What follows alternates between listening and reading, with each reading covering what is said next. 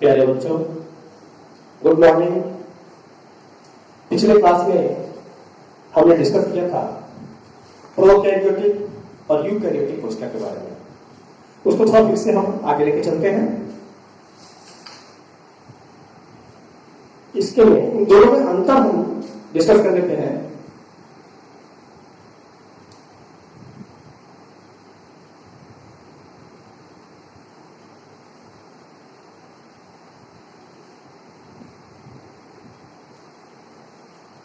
Prokaryotic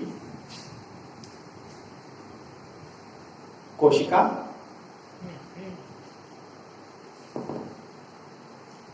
और eukaryotic.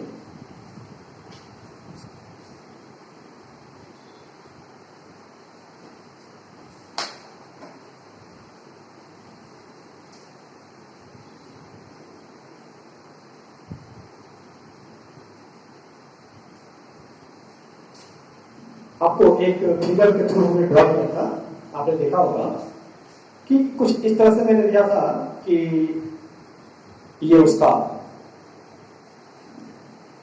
Cell wall के ऊपर एक लेयर हमने आपको बताया था ग्लाइकोकैलिक्स की, ग्लाइकोकैलिक्स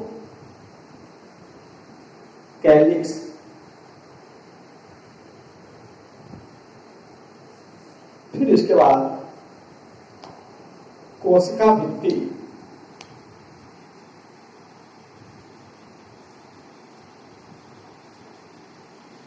फिर बाहर से अंदर की तरफ वापस हमें, और फिर इसके बाद यानी कोशिका भित्ति के अंदर कोशिका झिल्ली,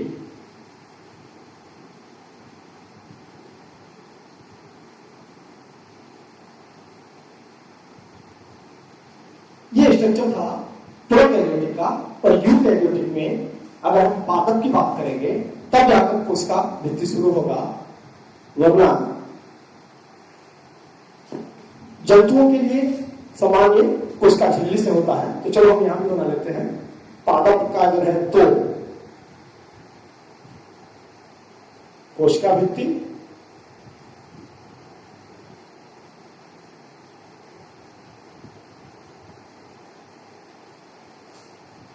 कोशिका झिल्ली,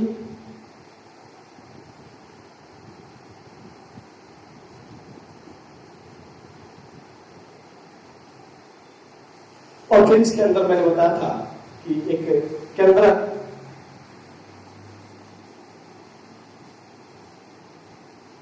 सुस्पष्ट केंद्रक, यही से डिफरेंसेस इसके शुरू हो जाते हैं। ये आपको समझने के लिए है। आपको जो है जब अगर क्वेश्चन बने कि आपको प्रोकैरियोटिक और यूकैरियोटिक में अंतर लिखना है तो फिर आप उसको जो है ऐसे डिफाइन करते चले जाएंगे यहाँ पे।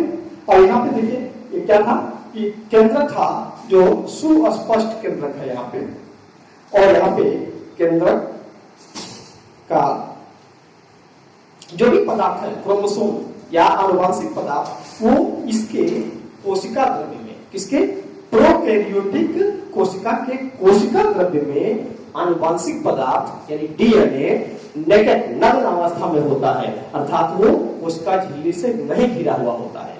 ठीक है ना, कोशिका झिल्ली से घिरा हुआ नहीं होता है। और इस क्षेत्र को, इसको केंद्रकाय कहते हैं। ये हम आपको बता चुके हैं, फिर भी एक बार रिवाइज कर लें, बड़ा इंपॉर्टेंट है। तो ये जो है, ये जो इसका क्षेत्र हुआ ये केंद्रकाय हो गया। और इसमें एक और बात कि राइबोसोम पाया जाता है।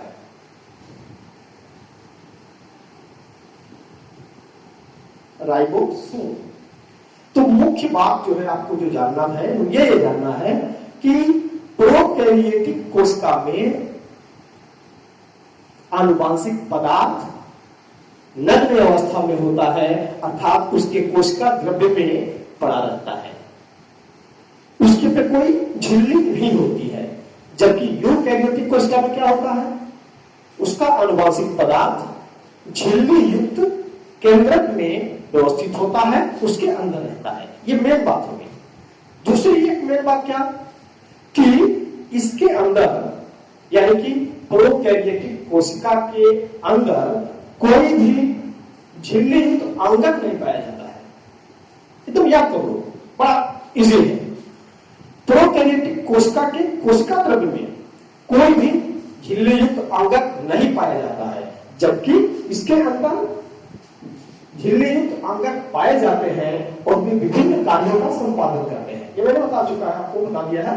जैसे आप मान लीजिए कि एक अगर हम ऐसे बनाए तो ये माइटोकॉन्ड्रिया, फिर आपको जो है ऐसे गाली बॉडी, फिर आपको वैक्यूल्स, ठीक है, ऐसे फिर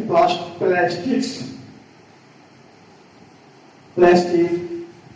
तो इस तरह के अंगक हैं जो इसके अंदर पाए जाते हैं, यानी कि ये क्या हो गया, कोशिका अंगक या कोशिकांग। तो ये आपके समझने के लिए हमने फिगर ड्रा कर दिया, जिसमें आपको ये स्पष्ट हो गया मूल बात जो है इसकी ये रखनी है। एक दूसरी बात, बड़ा इंपॉर्टेंट बात है, वो भी आपको याद रखना है, वो ये कि इसका माप जो है, इसका आकार जो है वो बहुत ही छोटा होता है। 1 to 110 माइक्रोमीटर होता है, और ये क्या होता है, बड़ा होता है, ये 5 to 100 माइक्रोमीटर होता है। तो ये भी आपको जो ध्यान देना है, एकदम बिल्कुल याद हो जाएगा, सिंपल सा है। और एक चौथी बात ये कि इसके में एक ही क्रोमोसोम होता है और यूकैरियोटिक में एक से अधिक क्रोमोसोम होता है। ठीक है, इस बात को लिख लेते हैं ताकि आपको जो है क्लियर रहेगा। चलिए,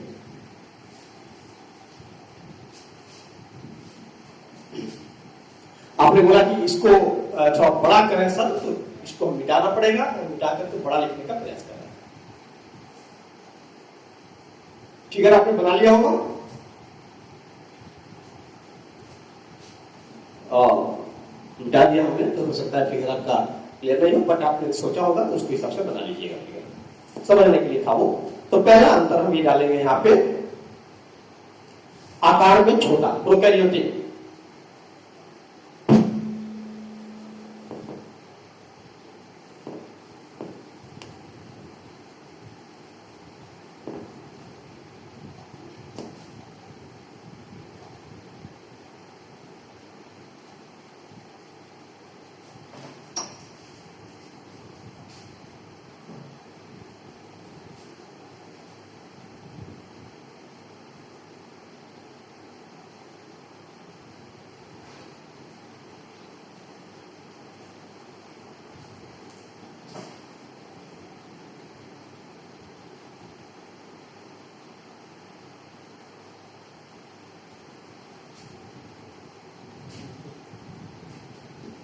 दूसरा,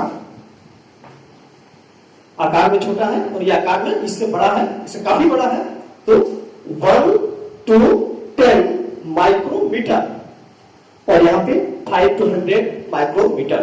दूसरी बात, यहां पे प्रोकैरियोटिक में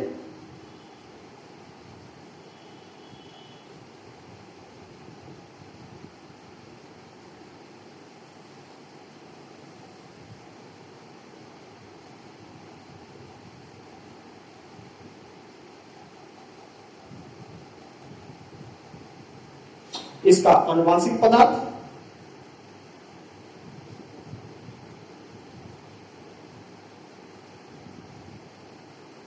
कोशिका द्रव्य में नग्न अवस्था में और वो केंद्रकाय।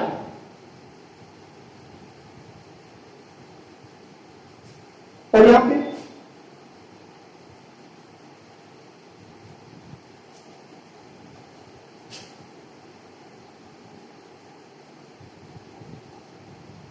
इसका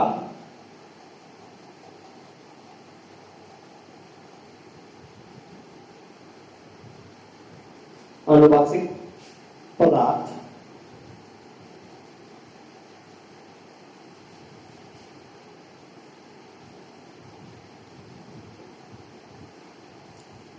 झिल्ली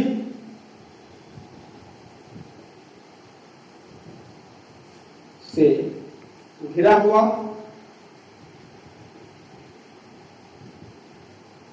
केंद्रक में। तीसरी बात, इसमें एक क्रोमोसोम का पाया जाना।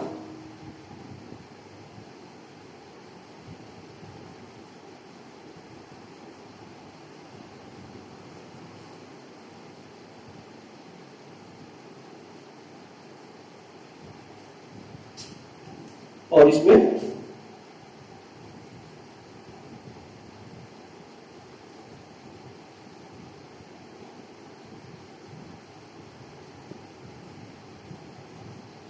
एक से अधिक क्रोमोसोम का होना। और चौथी जो इंपॉर्टेंट बात है इसके लिए,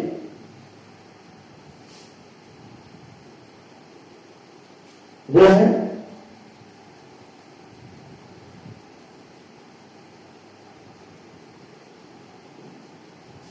इसमें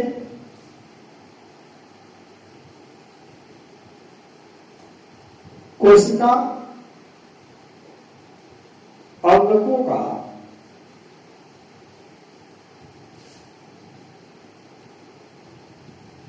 नहीं पाया जाना। और इसमें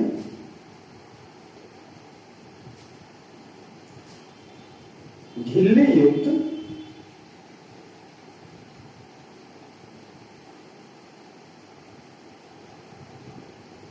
विभिन्न झिल्ली युक्त विभिन्न कोशिका अंगकों का पाया जाना।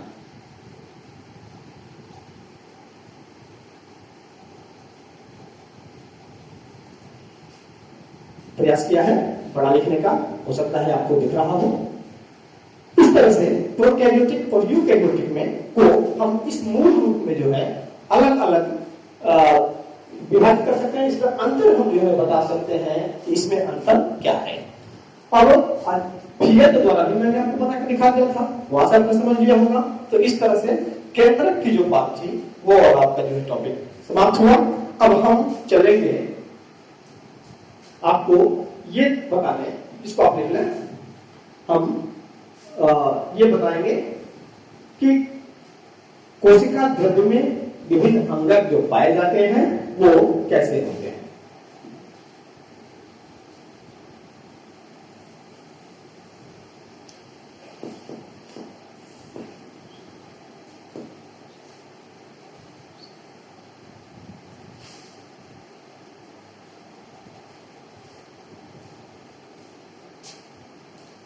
प्रयास करते हैं कि इधर हम फिगर ड्रॉ कर लें और इधर उसके बारे में आपको जो है डिफाइन कर लें। तो देखेंगे, अगर हम पहले तो हम ये दिखा लें कि एक कोशिका बनाते हैं, कोशिका में कुछ अंगों को जो आपको पढ़ना है उसको ड्रॉ करते हैं, उसका स्ट्रक्चर देखते हैं। क्योंकि आपके सिलेबस में सारी कोशिका के अंगों को अलग अलग स्ट्रक्चर वाइज नहीं पढ़ना है, सिर्फ उनके कामों को जानना है और उनकी स्थिति को जानना है। तो वो हम यहाँ पे डिस्क्राइब करेंगे।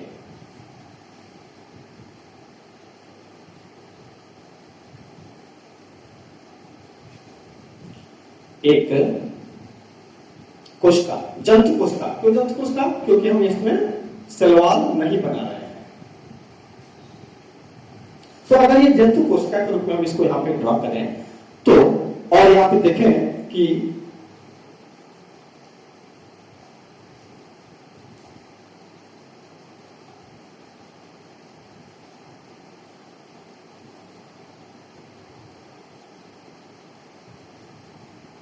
कोशिका को हम जब दोहरी झिल्ली के द्वारा दिखाएंगे तो उसका स्ट्रक्चर कुछ इस तरह से बनता है।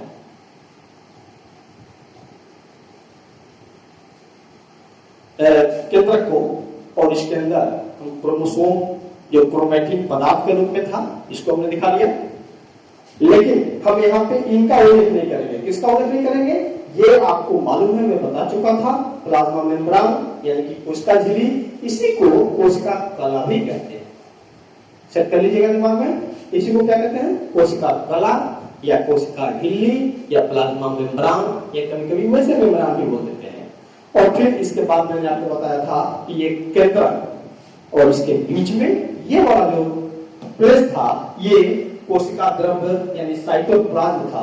आपको ये भी यहाँ पे फिर से एक बार याद दिला दूं, आपको याद होगा कि जीव द्रव्य की बात आई थी। तो जीव द्रव्य क्या होगा, इस तरह से देख ले कि कोशिका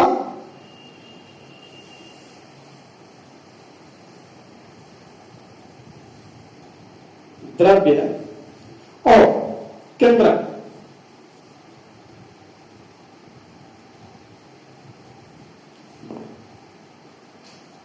को मिला करके क्या कहेंगे? जीव द्रव्य। ठीक है, कोशिका द्रव्य और केंद्रक को मिलाकर क्या कहेंगे? जीव द्रव्य। ठीक है, अब हम हमारा टॉपिक क्या है, हम पढ़ने क्या जा रहे हैं कि हम कोशिका द्रव्य में कौन कौन से कोशिका के अंग, अंगक जिनको कहते हैं, वो पाए जाते हैं। तो आओ हम यहां पर बताते हैं।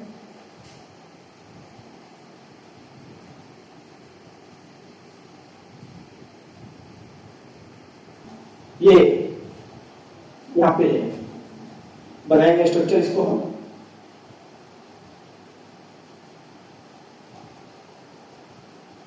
मार्कर दबा के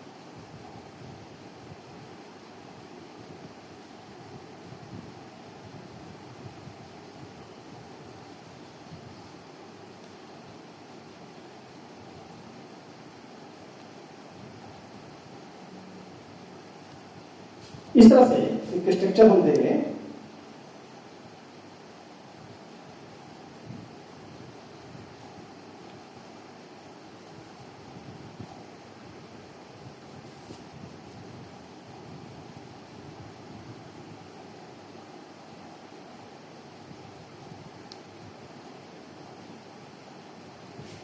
और ये स्ट्रक्चर देखा आपने, केंद्रक से होते हुए ये स्ट्रक्चर आया और ये है आपका एंडोप्लाज्मिक रेटिकुलम। इसको हम इंग्लिश टर्मिनोलॉजी भी आपको जानना है, आपको अभी से अभ्यास में रखें। बेशक हमारा बुक में जो है हिंदी टर्मिनोलॉजी दे रहा है, लेकिन इंग्लिश को भी जानना जरूरी है। तो इसको हम मेंशन कर रहे हैं यहाँ पे, एंडोप्लाज्मिक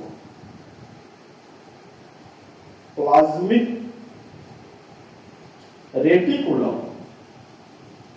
बोलेंगे, हमारे साथ बोलते रहे।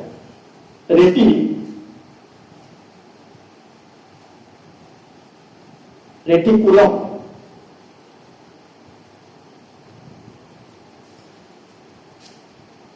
इसके साथ एक और स्ट्रक्चर हम बनाएंगे,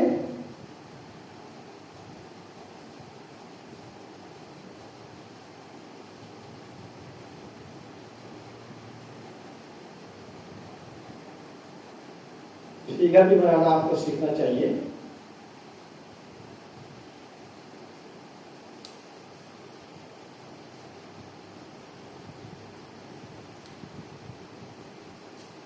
और ये माइटोकॉन्ड्रिया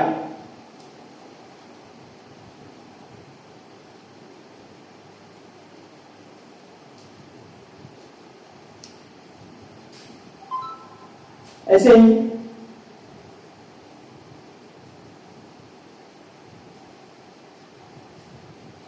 ये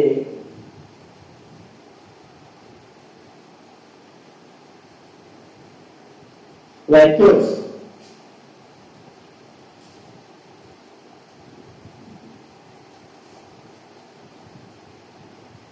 और कुछ इस तरह का स्ट्रक्चर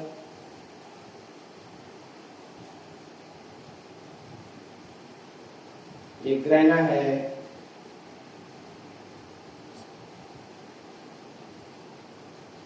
प्लास्टिक्स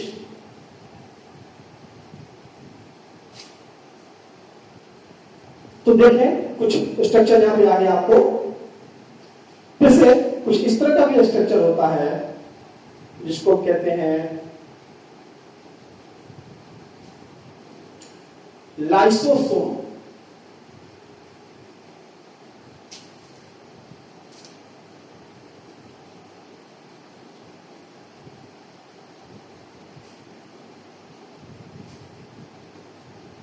राइबोसोम भी हम इस पर दिखाएंगे, और जब राइबोसोम दिखाएंगे एंडोप्लाज्मिक रेटिकुलम पे, यहां देखें जब एंडोप्लाज्मिक रेटिकुलम पे दिखाएंगे तो फिर हमको एक और स्ट्रक्चर इस तरह से बनाना होगा।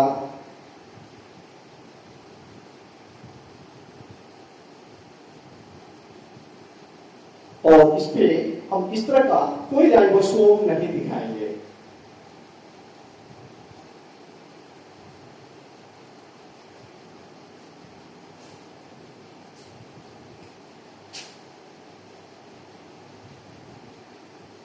एक और अवयव को हम यहां बनाएंगे।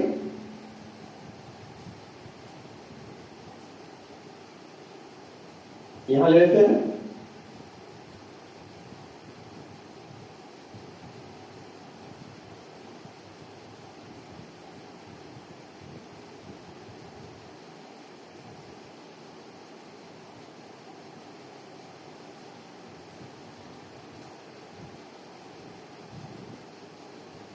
और ये गोल्जी बॉडी।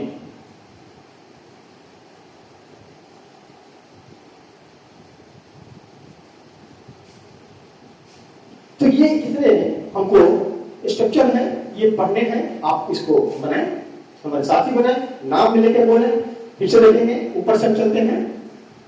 ये कोशिका हमने बनाया, इस कोशिका में ऊपर प्लाज्मा मेम्ब्रेन हमने आपको ड्रॉ नहीं किया। क्यों? क्योंकि हम सिर्फ सेल ऑर्गेनिज्म के बारे में बात कर रहे हैं, कोशिका अंगक के बारे में बात कर रहे हैं, तो हम चाह रहे हैं कि इस फिगर में सिर्फ कोशिका अंगक जो हमने बनाया है सिर्फ उसको ही दिखाया जाए। आपको दिख रहा होगा। फिर इसके बाद तो एक ये स्ट्रक्चर बड़ा सा हमने दिखाया आपको, ये वैक्यूल्स है। फिर इसके बाद एक स्ट्रक्चर दिख रहा है यहाँ पे गोल सा, और ये लाइसोसोम।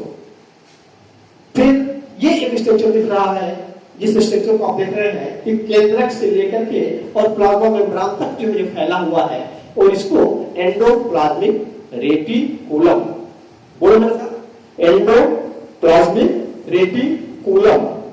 फिर अगला एक स्ट्रक्चर इस तरह से हमने दिखाया, और ये है प्लास्टिक्स।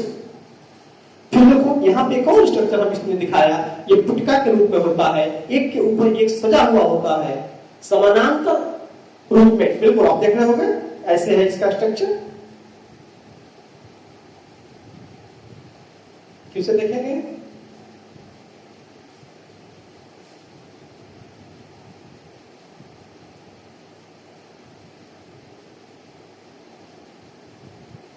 इस तरह का ये स्ट्रक्चर आपको दिख रहा है, और ये है गोल्जी बॉडी। फिर से देखेंगे गोल्जी बॉडी, और फिर इसके बाद एक स्ट्रक्चर ये दिख रहा है माइटोकॉन्ड्रिया। और इन सारे अंगकों के बारे में हमको पढ़ना है, अलग अलग एक एक को निकाल करके पढ़ना है। तो ये आप पूरा इतना नाम याद कर लें, इतना आपके सिलेबस में करना है। और फिर इसके बाद हम एक एक को बाहर निकालेंगे और करेंगे। हाँ, एक और चीज कि इसका हिंदी वर्जन भी आपको लिखना है, तो हिंदी में इसका नाम लिख लें यहीं पे। सबसे पहले हम यहां लिखते हैं पहला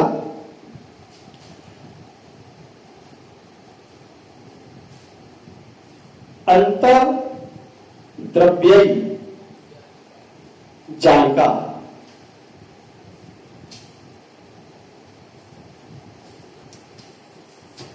इतना समय दे रहा हूं, आप काफी आराम से लिख भी सकते हैं। अगर ये छोटा दिख भी रहा हो तो कम से कम आप लिख लें, इतना तो सुन रहे हैं। दूसरा, और गोल्जी बॉडी को हिंदी में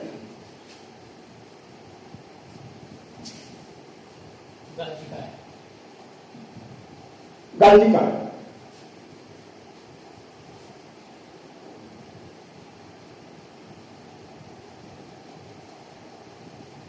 और आगे लाइसोसोम को सीधा वही ले लिया है, वही यूज किया है। लाइसोसोम, फिर माइटोकॉन्ड्रिया, ऐसे ही लिखेंगे। वैसे तो हिंदी में इसको सूत्र कणिका भी लिखते हैं, लेकिन सीधा कहीं कहीं जहां पे टर्मिनोलॉजी जो है हमें बार बार वही यूज करना है, एट लास्ट हमको माइटोकॉन्ड्रिया माइटोकॉन्ड्रिया ही यूज करना है, तो हम उसको ऐसे लिखेंगे माइटोकॉन्ड्रिया।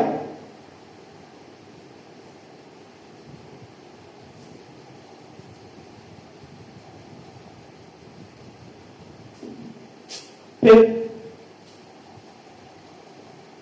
प्लास्टिक्स, प्लास्टिक, और एक और स्ट्रक्चर यहां पे दिख रहा है आपको, रसधानी।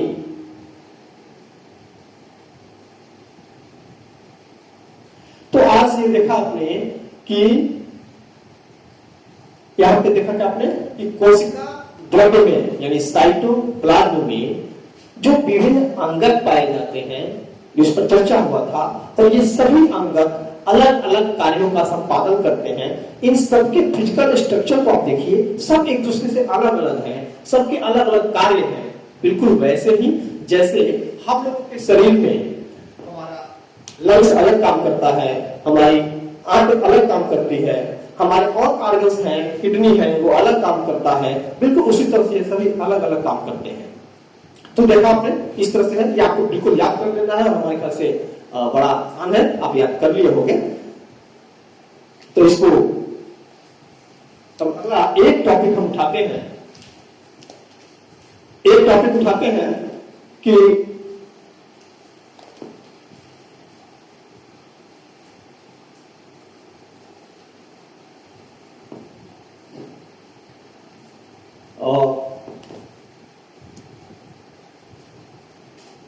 एक छोटा सा टॉपिक उठाते हैं,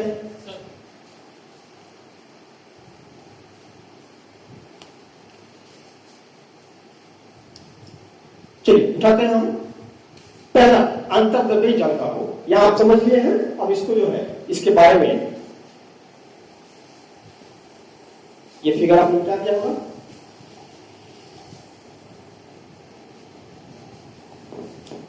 चलिए हम इसको एक केवल स्ट्रक्चर उठाते हैं और सबको यहां से हम मिटा देते हैं। केवल एक स्ट्रक्चर जो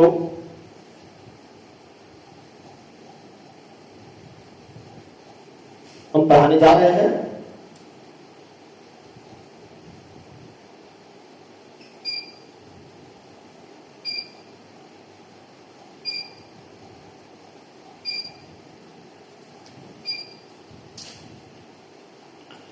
एंडोप्लाज्मिक रेटिकुलम। स्ट्रक्चर से आप देख रहे हैं, इसको अगर जो है आप अलग से बनाना चाहते हो, इसको मिटाते हैं, पूरा बनाते हैं।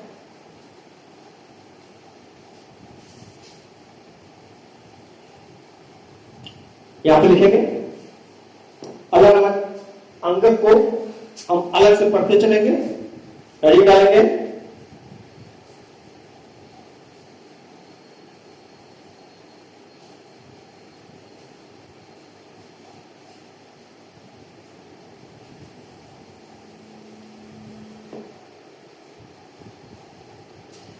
इसको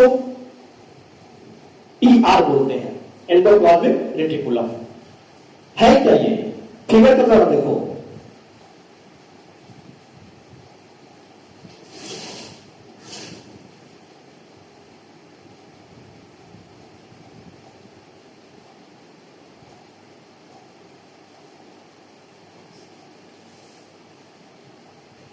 कुछ इस तरह का है।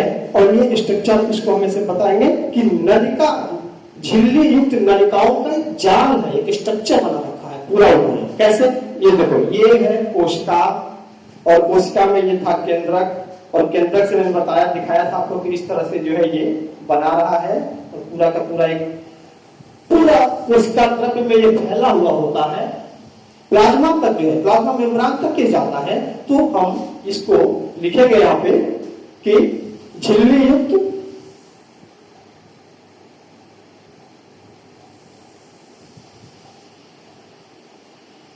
नलिकाओं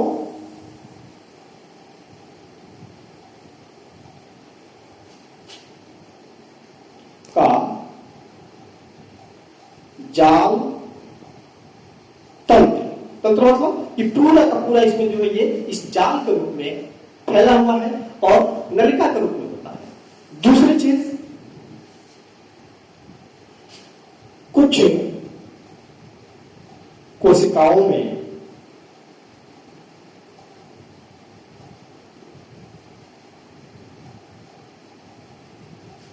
ये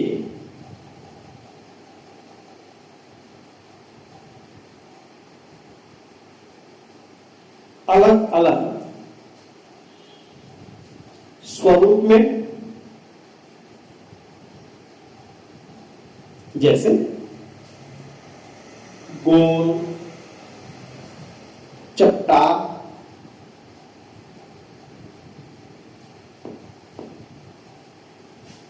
या केवल नलिका रूप में हो सकता है ना, अलग अलग स्वरूप में। किंतु यह बात हमेशा ध्यान देना है, क्योंकि अक्सर आपसे पूछ लिया जाता है इंटरव्यू वगैरह में, किंतु सदैव यानी कि हमेशा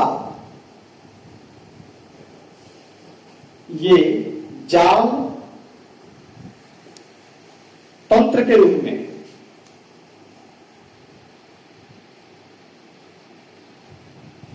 और दूसरी देखा आपने यहां पे और एक और बड़ी बात कि ये कोशिका द्रव्य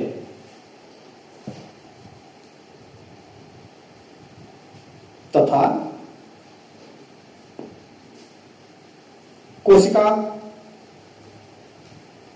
और बताइए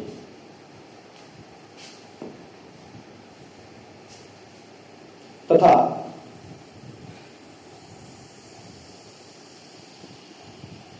केंद्रक द्रव्य के मध्य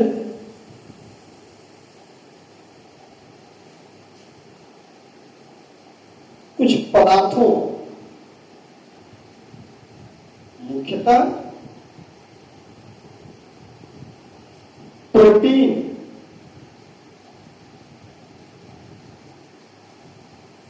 का परिवहन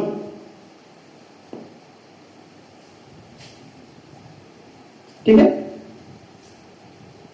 तो क्या करते हैं ये कि कोशिका द्रव्य देखा आपने, ये कोशिका द्रव्य है और ये अंदर केंद्रक द्रव्य है। ठीक है ना, समझिए, ये कोशिका द्रव्य और ये केंद्रक द्रव्य, और ये यहां से क्या हुआ है, लगा हुआ है। तो आप देख रहे हैं कि ये झिल्ली युक्त है, यानी कि कोशिका द्रव्य में अगर इसके पदार्थ को कोशिका द्रव्य में लाना हो तो ये ला करके यहाँ पे छोड़ता है, परिवहन करता है, ले जाता है, और यहां से कोई अगर जो पदार्थ हो उसको केंद्रक द्रव्य में लाना है तो उसको भी ले जाता है। ये बात यहाँ पे कही जा रही है, ये समझने की बात है।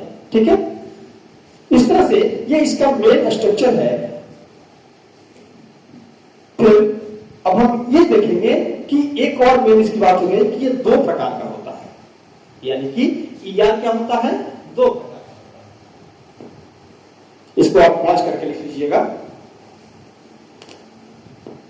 ईआर दो प्रकार का। बना लेते हैं यहां पे इसे, ये फिगर भी आपने समझ लिया होगा।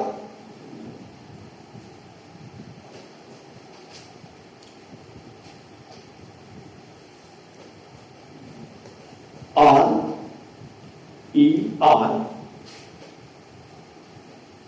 और एस ई आर, समझ आएंगे आप? Rough endoplasmic reticulum, rough endoplasmic reticulum और smooth endoplasmic reticulum, smooth endoplasmic reticulum.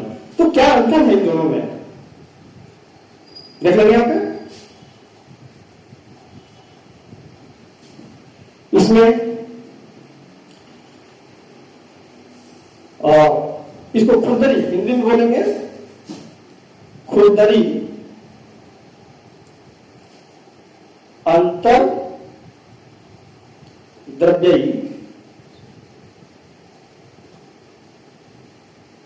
जालिका,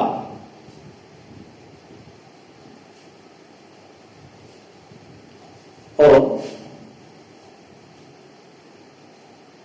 ये चिकने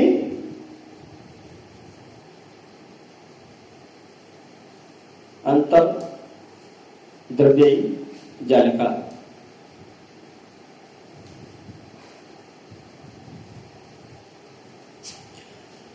बहुत सिंपल है। तो डिफरेंस देखेंगे मेन इसमें क्या होता है कि इस पर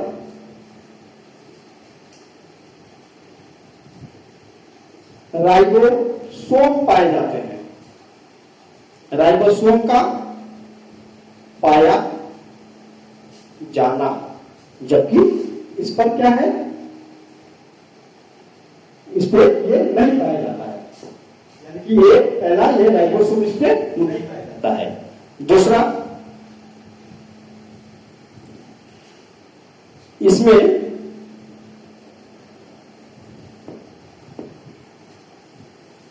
या राइबोसोम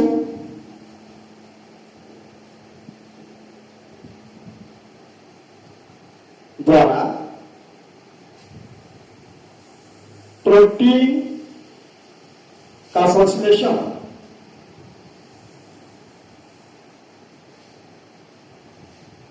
मतलब बनाना, प्रोटीन बनाना, यानी कि आपको क्या होता है, ये राइबोसोम जो एंडोप्लाज्मिक रेटिकुलम पे पाए जाते हैं वो क्या करते हैं, प्रोटीन को बनाते हैं, प्रोटीन का संश्लेषण करते हैं। जबकि इसके में क्या होता है, इसके में वसा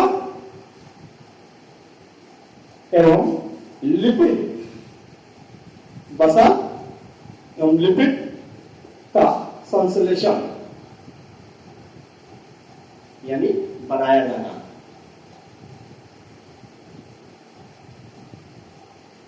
ठीक है, तो इस तरह से आप देखें यहाँ पे ये दो मेन बात है, दो अंतर है, और इस प्रकार जो है ये इससे ही आपको क्लियर हो जाना है कि ये खुरदरी अंतर प्रद्रव्यी जालिका क्यों कही जाती है, क्योंकि इसके ऊपर राइबोसोम पाया जाता है, इसलिए खुरदरी दिखती है, और ये क्या करता है, ये चिकनी है, और ये जो है वसा और लिपिड का संश्लेषण करता है, और ये प्रोटीन का संश्लेषण करता है। ये मुख्य जो है अंतर इन दोनों के अंदर है, जिसको जो है आपको हमेशा याद रखना है।